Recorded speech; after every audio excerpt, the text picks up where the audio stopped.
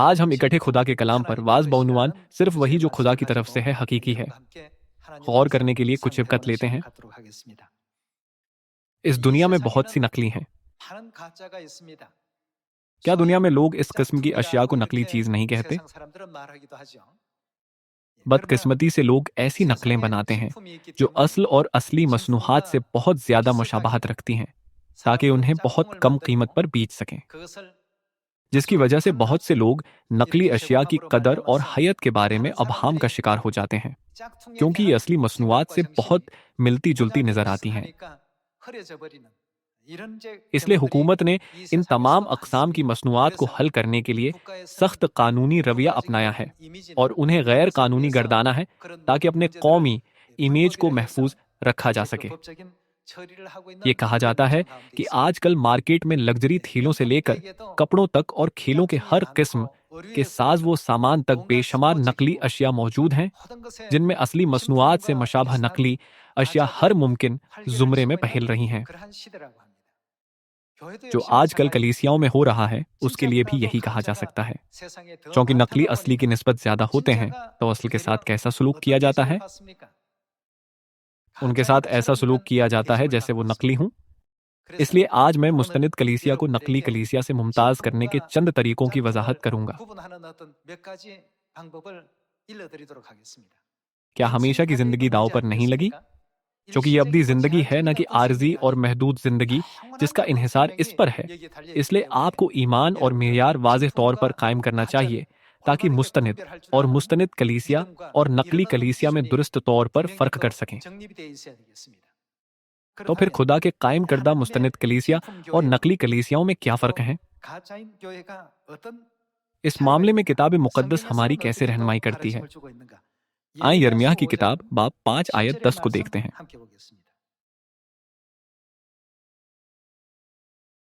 यिर्मयाह बाब 5 आयत 10।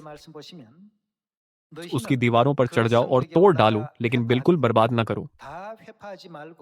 उसकी शाखें काट दो, क्योंकि वो खुदावंद की नहीं है। खुदा हमें उन चीजों के साथ क्या करने की हिदायत देता है जिनका खुदा से ताल्लुक नहीं है। उसने हमसे कहा कि उन्हें उतार दो। क्या इसका हतमी मतलब ये नहीं है कि हमें उन्हें खत्म कर देना चाहिए? इन अल्फाज का मतलब ये है कि हर वो चीज जिसका खुदा से ताल्लुक नहीं है, इसे काटा और खत्म कर देना चाहिए। मत्ती की अंजील बाब 15 से जारी रखते हैं।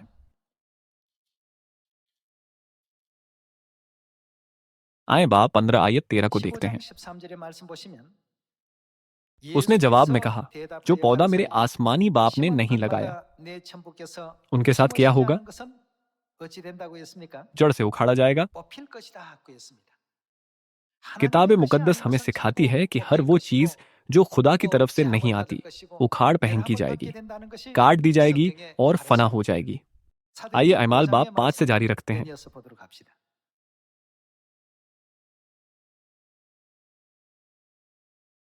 आए अमाल बाब 5 आयत 24 को देखते हैं। मगर गमलीएल नाम एक फरीसी ने, जो शरा का मुअल्लिम और सब लोगों में इज्जतदार था, अदालत में खड़े होकर हुक्म दिया कि इन आदमियों को थोड़ी देर के लिए बाहर कर दो। फिर उनसे कहा कि ए इस्राएलियों, इन आदमियों के साथ जो कुछ किया चाहते हो होशियारी से करना, क्योंकि इन दिनों से पहले थियोदास ने उठकर दावा किया था कि मैं भी कुछ हूं, और तखमीनन 400 आदमी उसके साथ हो गए थे। मगर वो मारा गया और जितने उसके मानने वाले थे सब परागंदा हुए और मिट गए। इस शख्स के बाद यहूदा गलीली इस्म नवीसी के दिनों में उठा और उसने कुछ लोग अपनी तरफ कर लिए। वो भी हलाक हुआ और जितने उसके मानने वाले थे सब परागंदा हो गए। बस अब मैं तुमसे कहता हूं कि इन आदमियों से किनारा करो और इनसे कुछ काम न रखो। कहीं ऐसा ना हो कि खुदा से भी लड़ने वाले ठहरो, क्योंकि ये तदबीर या काम अगर आदमियों की तरफ से है तो आप क्या होगा? ये बर्बाद हो जाएगा।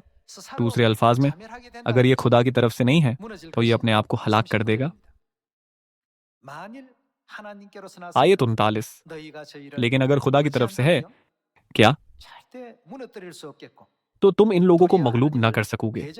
उन्होंने उसकी बात मानी और रसूलों को पास बुलाकर उनको पिटवाया और ये हुक्म देकर छोड़ दिया कि यीशु का नाम लेकर बात न करना। बस वो अदालत से इस बात पर खुश होकर चले गए कि हम उस नाम की खातिर बेइज्जत होने के लायक तो ठहरे, और वो हैकल में और घरों में हर रोज तालीम देने और इस बात की खुशखबरी सुनाने से कि यीशु ही मसीह है बाज ना आए। यहाँ भी हमें सिखाया गया है कि अगर ये खुदा की तरफ से है, यानी अगर ये खुदा से है, तो ये हकीकी और मुस्तनिद है। लेकिन अगर ऐसा नहीं है, तो ये फितरी तौर पर वक्त के साथ अपनी शनाख्त जाहिर करेगा, और वो सब जो पैरवी करते थे आखिरकार मुंतशिर हो जाएंगे।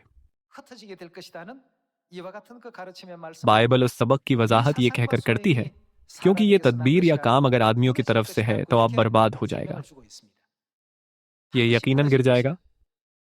किताब मुकद्दस हमें बयान करती है कि सिर्फ वही जो खुदा की तरफ से है हकीकी है, और जब तक ये खुदा की तरफ से मंजूर, तस्लीम और मुकर्रर न की जाए, ये नागुज़ीर तौर पर हलाक हो जाएगी। जैसे कि इस दुनिया में मुस्तनिद और नकली अशिया यानी नकल मौजूद हैं, उसी तरह मुस्तनिद और नकली कलीसियाएं भी हैं। हमें उनमें फ़र्क कैसे करना चाहिए? सबसे पहले, खुदा की तरफ से शुरू होने वाली कलीसिया का नाम दुरुस्त होना चाहिए। इसका क्या नाम होना जरूरी है? किताब मुकद्दस से सबूत देखने के लिए आए पहला कुरिन्थियों बाब 1 खोलते हैं। पहला कुरिन्थियों की किताब बाब 1 आयत 1 की तरफ जाते हुए देखते हैं कि खुदा ने किस कलीसिया को मुस्तनिद कलीसिया करार दिया है जिसे उन्होंने कायम किया है। पौलुस और सिलवानुस और तीमुथियुस की तरफ से थिस्सलुनीकियों की कलीसिया के नाम क्या? जो खुदा बाप और खुदावंद यीशु मसीह में है। फांगियों में खुदा की कलीसिया, सियोल में खुदा की कलीसिया, न्यूयॉर्क में खुदा की कलीसिया, लॉस एंजलिस में खुदा की कलीसिया, पेरू में खुदा की कलीसिया, घाना में खुदा की कलीसिया, कीप टाउन में खुदा की कलीसिया, करंतिस में खुदा की कलीसिया। वाहिद नाम जिसे हकीकी समझा जा सकता है वो खुदा की कलीसिया है। ताहम ऐसे मामूलात हैं जब कुछ लोग इस नाम को चुराते हैं। इसके बावजूद अव्वल तो यह नाम यकीनन खुदा की कलीसिया होना चाहिए।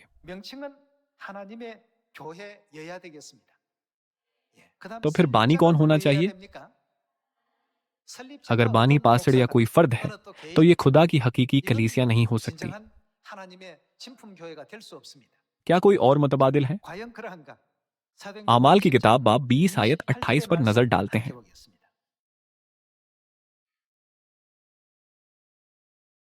अमाल बाब 20 आयत 28 से, बस अपनी और उस सारे गल्ला की खबरदारी करो जिसका रूहुल कुद्स ने तुम्हें निगहबान ठहराया, ताकि खुदा की कलीसिया की गल्ला बानी करो जिसे उसने खास अपने खून से मोल लिया। उन्होंने अपने खून से कलीसिया के लिए किया था? उन्होंने इसे खरीदा। क्या ये ऐसा ही नहीं जैसे ये कहना कि खुदा ने इसे कायम किया? खुदा की कलीसिया की गल्ला बानी करो। दूसरे अल्फाज में एमाल 20 बाब बयान करता है कि खुदा ने उन्हें हुक्म दिया कि इस कलीसिया की देखभाल करें। खुदा की कलीसिया जिसे खुदा ने कायम किया था, यकीनन खुदा को अपना बानी होना चाहिए। अब हम कुछ वक्त इस मामले का ज्यादा तफसील से जायजा लेने के लिए लेते हैं। आए जबूर बाब 102 आयत 16 को देखते हैं।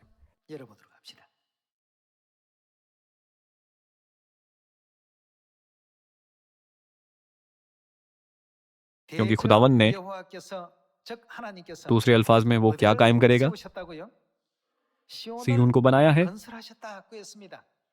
किसके बारे में कहा गया है कि सिय्योन कायम किया था? इस्तिलाह सिय्योन पुराने अहद नामा में इस्तेमाल हुई है, लेकिन सादा अल्फाज में सिय्योन कलीसिया है। क्या इससे मुराद वो कलीसिया नहीं जो खुदा की ईदें मनाती है? तो फिर कहा जाता है कि किसने इसे कायम किया था? क्योंकि खुदावंद ने सिय्योन को बनाया है, वो अपने जलाल में जाहिर हुआ है। किताब मुकद्दस इसे यूं बयान करती है। इसलिए खुदा की हकीकी कलीसिया का बानी यकीनन खुदा होना चाहिए। क्या आप इत्तेफाक नहीं करते? 2000 साल पहले यीशु खुदा की कलीसिया कायम करने के लिए खुद इस जमीन पर आए थे, और पतरस, यूहन्ना और याकूब जैसे 12 शागिर्दों के जरिए खुशखबरी की मुनादी की थी। आखिरकार खुशखबरी की तारीख में पौलुस रसूल, जो यहूदियत पर अमल कर रहा था, खुदा की कलीसिया में तब्दील हुआ था, ऐसा नहीं? वो कलीसिया जिसका इब्तदाई कलीसिया के तमाम रसूल और अनबिया हिस्सा थे, खुदा की कलीसिया थी। वो खुदा की कलीसिया के अलावा किस कलीसिया का हिस्सा थे? आपको जल्दी एहसास हो जाना चाहिए कि कोई दूसरा नाम दो टोक अल्फाज में गलत है। ताहम लोग अक्सर ये सोचने की गलती करते हैं कि अगर किसी कलीसिया को बज़ाहिर मौजू नाम दिया गया है तो फिर ये भी एक अच्छा चर्च होना चाहिए। आप सब बिलाशुबा मुस्तनिद कलीसिया की सदाकत के तमाम मेयार किताब मुकद्दस में मौजूद हैं। इसलिए अगर आप सिर्फ इस पर गौर करें तो आपको यकीनन जवाब मिल जाएगा कि कौन सी कलीसिया मुस्तनिद कलीसिया है। एक और तीसरी शर्त भी है। पहली कलीसिया का नाम था और दूसरी कलीसिया का बानी था। तीसरा, कलीसिया में कौन सी सच्चाई सिखाई जा रही है, हमें उसकी तस्दीक करने की जरूरत है। कलीसिया में सिखाई जाने वाली सच्चाई को किताब मुकद्दस की तालीमात से हम आहंग होना चाहिए। अगर कुछ ऐसा है जो किताब मुकद्दस की तालीमात से हम आहंग नहीं है तो वो कलीसिया झूठी कलीसिया है। इसलिए हम आसानी से समझ सकते हैं कि कोई भी कलीसिया जो इस हुक्म से हटती है कि उसमें न कुछ बढ़ाओ न कुछ निकालो, वो झूठी कलीसिया है जिसे खुदा ने कायम नहीं किया है। आज हम तस्दीक करते हैं कि आया कलीसिया वो कलीसिया है जिसे खुदा ने कायम किया है या ये छोटी कलीसिया है, सबत के दिन की तालीम पर जिसे हम मनाते हैं, या दूसरी कलीसियाओं के जरिया मनाई जाने वाली इतवार की इबादत। लोका की किताब बाब 4 की तरफ चलते हैं। लोका बाब 4 आयत 16। और वो नासरी में आया जहां उसने परवरिश पाई थी और अपने दस्तूर के मुआफिक सबत के दिन इबादत खाना में गया और पढ़ने को खड़ा हुआ।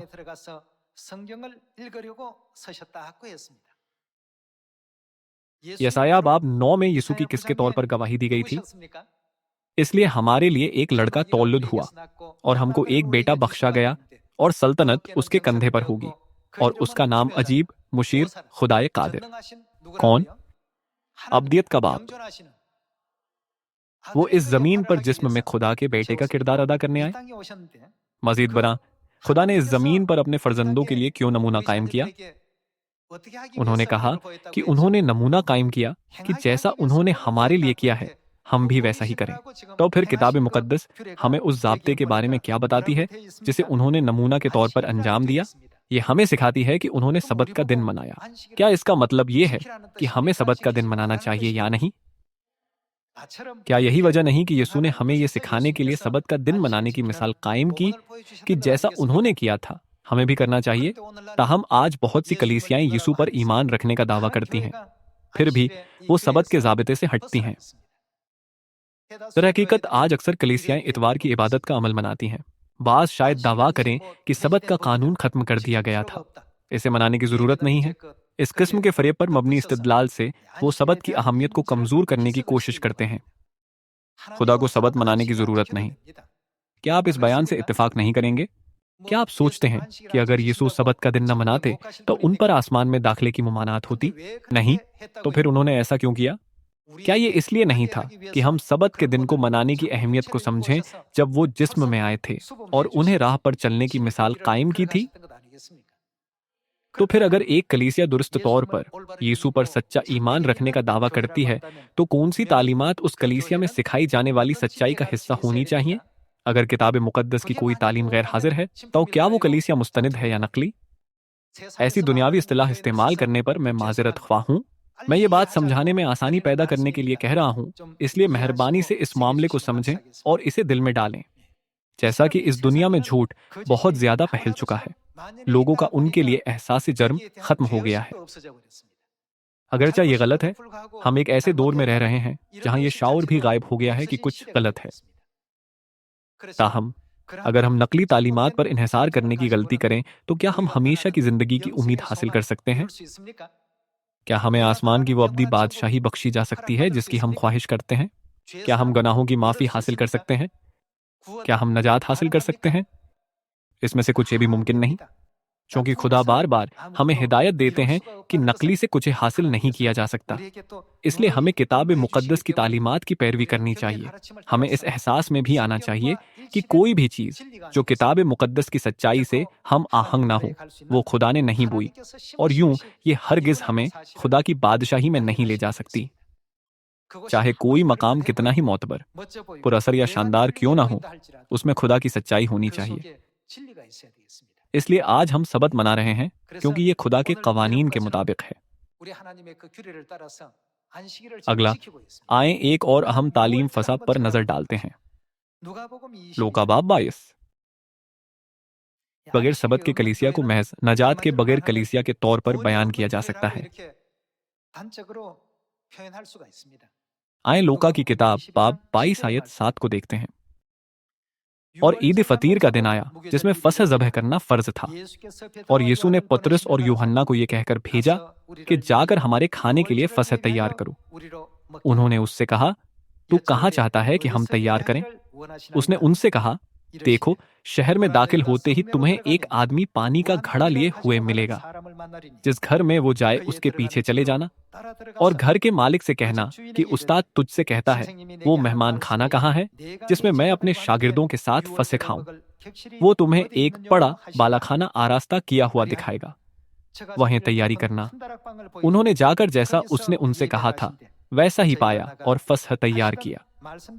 जब वक्त हो गया तो वो खाना खाने बैठा और रसूल उसके साथ बैठे। उसने उनसे कहा, मुझे बड़ी आरजू थी कि दुख सहने से पहले ये फसह तुम्हारे साथ खाऊं। क्या आप सोचते हैं कि अगर यीशु फसह न मनाए तो वो आसमान की बादशाही में दाखिल नहीं हो सकता? यीशु जो खुदा है, हमारा शरीयत देने वाला है, क्या हक ताला जो तमाम कवानीन से बालातर है, हमारा खुदा नहीं है? खुदा वो नहीं जिस पर शरीयत चलती है, वो सब चीजों पर आला मकाम पर है।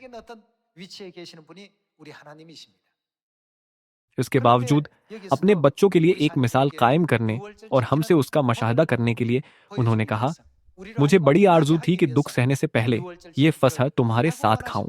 जब मुकर्ररा वक्त आ पहुंचा तो वो रसूलों के साथ बैठ गया और फसह की पाक रस्म देखी। ताहम अगरचे ऐसी बेशुमार कलीसियाएं हैं जो ऐलान करती हैं कि हम यीशु पर ईमान रखते हैं और किताब मुकद्दस एक नाकाबिल बदल सच्चाई है, तो क्या आज कोई ऐसी कलीसिया है जो फसह मनाती है? ये बहुत अजीब है। अगरचे ये किताब मुकद्दस में है, वो इस पर अमल क्यों नहीं करते?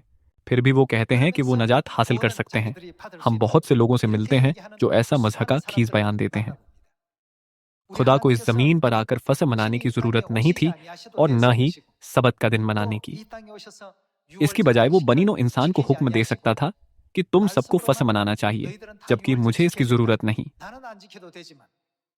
ताहम उन्होंने इनको मनाकर मुसलसल एक नमूना कायम किया ताकि हम भी ऐसा ही करें।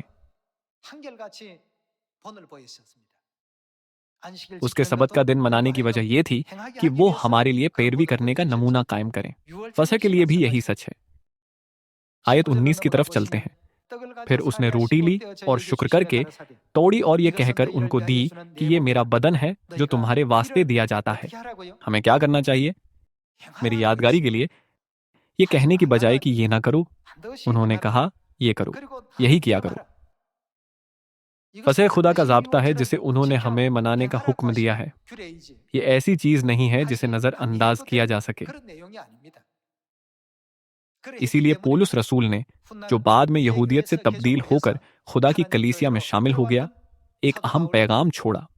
क्योंकि ये बात मुझे खुदावंद से पहुंची और मैंने तुमको भी पहुंचा दी कि खुदावंद यीशु ने जिस रात वो पकड़वाया गया रोटी ली, उसने लूका बाब 22 में उस मंजर का जिक्र बिल्कुल वैसा ही किया जैसा उसने पहला करंथियो बाब 11 में ये पैगाम लिखा था। यीशु ने कहा, यह प्याला मेरे उस खून में नया अहद है जो तुम्हारे वास्ते बहाया जाता है, और उसने वाजे तौर पर हमें ऐसा करने का हुक्म दिया था। ताहम आज बेशुमार कलीसियाएं ऐसी हैं जो खुदा के अहकाम पर अमल किए बगैर सिर्फ अपने नाम में लफ्ज कलीसिया का इस्तेमाल करती हैं। ऐमाल बाब 5 की तालीमात के मुताबिक फितरी तौर पर इन लोगों के साथ क्या होगा? खुदा ने क्या कहा था कि हर उस चीज के साथ क्या होगा जो उसने नहीं लगाया था? वो सब उखाड़ दिए जाएंगे, वो गिरेंगे और टूट जाएंगे, वो सब हलाक हो जाएंगे। ताहम अगर उनका मकसद या काम खुदा की तरफ से है तो तुम इन आदमियों को हरगिज नहीं रोक सकोगे। कोई ताकत, चाहे कितनी ही ताकतवर हो, इस जगह को तबाह नहीं कर सकती। भाई और बहनों, इसकी मुकम्मल समझ के साथ हमें आसमानी बाप और आसमानी माँ का अब्दी शुक्र और जलाल पेश करना चाहिए, जिन्होंने हमें उस हकीकी कलीसिया की रहनुमाई की है जो खुदा की सच्चाई से भरी हुई है। हम सब सच्चाई की तलाश में इस मकाम पर आए हैं। तो फिर बुहतेरों में ये सवाल पैदा होता है कि खुदा की कलीसिया यहोवाह या यीशु के नामों की बजाय मसीह आन सांग होंग के नाम से दुआ क्यों मांगती है? आप सब क्या दुआ करने के बारे में? किताब मुकद्दस की कोई तालीम मौजूद है या नहीं? जी हाँ, मौजूद है। किताब मुकद्दस क्या कहती है? यीशु का और कौन सा नाम जाहिर होता है? ये किस जमाने में जाहिर होता है? रूहुल कुद्स के जमाने में। हमें बाप के जमाने में यहोवाह के नाम से, बेटे के जमाने में यीशु के नाम से और रूहुल कुद्स के जमाने में यीशु के नए नाम से दुआ करनी चाहिए और बपतिस्मा लेना चाहिए। यही वो बात है जिस पर मत्ती बाब 28 हमें रोशन करता है। अगर कोई ऐसा नहीं करता तो वो अपने आप को क्या जाहिर कर रहे हैं? मैं देख सकता हूं कि वो नकली हैं। इस तालीम की पैरवी करने वाली कलीसिया के लिए हम कह सकते हैं, ये वो कलीसिया है जिसे खुदा ने कायम किया और लगाया है। यकीनन आप और मैं को इस मामले में इम्तियाज करने के काबिल जरूर होना चाहिए। आइए यशायाह बाब 51 को देखते हैं।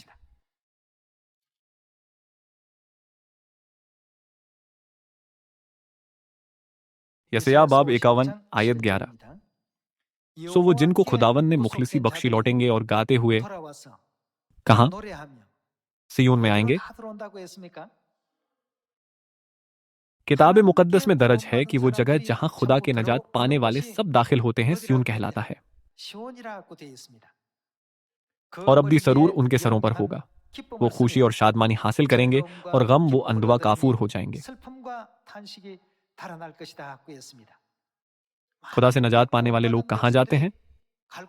ये सिय्योन खुदा की ईदगाह है। इस वजह से यिर्मयाह नबी यिर्मयाह बाब 4 आयत 5 में हमें कहां दाखिल होने के लिए रहनुमाई करता है? वो हमें याद दिलाता है कि ये नजात की पनाह गाह है जो खुदा ने तैयार की है, जहां दुनिया भर के तमाम लोगों को जाना चाहिए। आप सब इन तमाम बातों को जहन में रखते हुए हमें खुदा की मुस्तनिद कलीसिया की खुसूसियात को सिखाना और दुनिया के उन तमाम लोगों को खुदा की सच्चाई से आशना कराना चाहिए जो अब तक ईमान की गलत राह पर चल रहे हैं और बिगड़े हुए अकायद पर अमल कर रहे हैं। मुझे आलीशान हैंड बेगस में दिलचस्पी नहीं है, लेकिन मैंने तजस्सुस से इनको देखा, क्योंकि आजकल मुस्तनिद और नकली बेगस के मुताल्लिक बहुत सी खबरें गर्दिश कर रही हैं। आप असली बैगर्स की शिनाख्त कैसे कर सकते हैं? सबसे पहले चमड़ा अकड़ा होना चाहिए। यह माहिरीन के मुताबिक है। अगर चमड़ा नरम और मुलायम है तो 80 से 90% तक उसके नकली होने का अमकान है। मैं चमड़े के बारे में ज्यादा नहीं जानता। सच कहूं तो मुझे औरतों के हैंड बैगर्स में ज्यादा दिलचस्पी नहीं है। ताहम अब जबकि उन्होंने उनमें इम्तियाज करने के चंद तरीके बयान गए हैं, तो मेरे जहन में ख्याल आया कि अगर मैं इन पहलुओं पर गौर करूं तो मैं किसी हद तक असली और नकली चीजों में फर्क कर सकूंगा। अगरचे दोनों में फर्क करने का यह वाहिद तरीका नहीं है, लेकिन ऐसा लगता है कि इस मामले के हवाले से दुनिया में आम मालूमात का काफी हिस्सा दस्तयाब है। क्योंकि किताब मुकद्दस खुदा के सच्चे कलमात और झूठ में फर्क करती है, इसलिए हमें आसमानी बाप और माँ को अब्दी शुक्र और जलाल देना चाहिए कि उन्होंने हमारी रहनुमाई हकीकी कलीसिया में अब्दी नजात और हमेशा की जिंदगी की राह पर की है, जो खुदा की मुतलक सच्चाई को पहुंचाती है।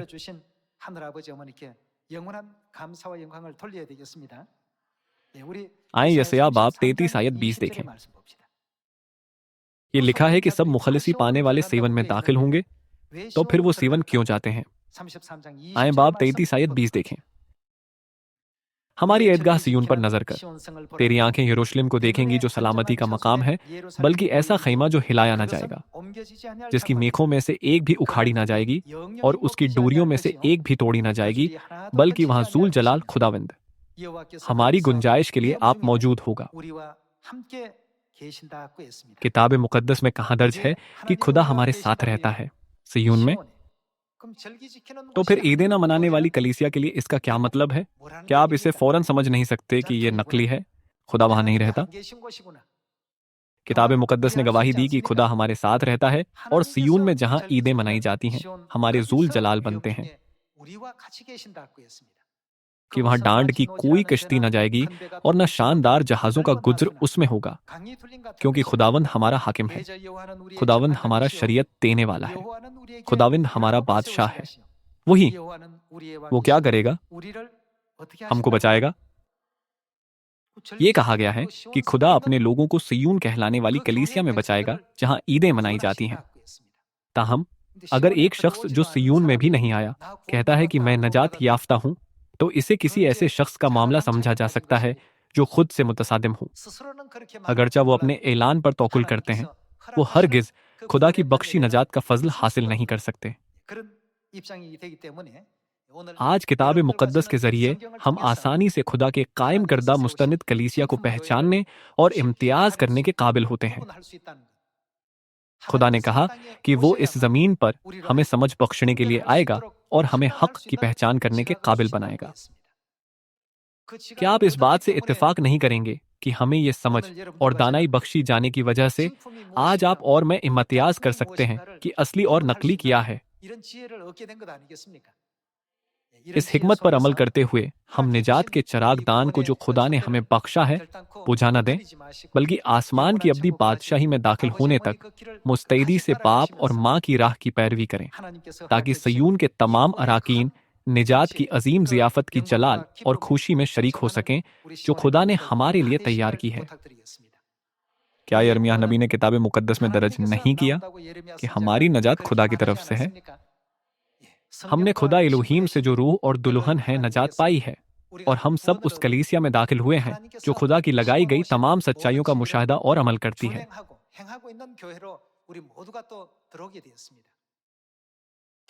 इसलिए हम हरगिज अपनी नजात को न गनवाएं और न ही इसमें शक करें। इसकी बजाय हम अपने आत्मात को थामे रखें और जिस मुस्तनिद और बावकार कलीसिया में आज हम हैं, हाजिर होने पर अपना फख्र हरगिज ना खोएं।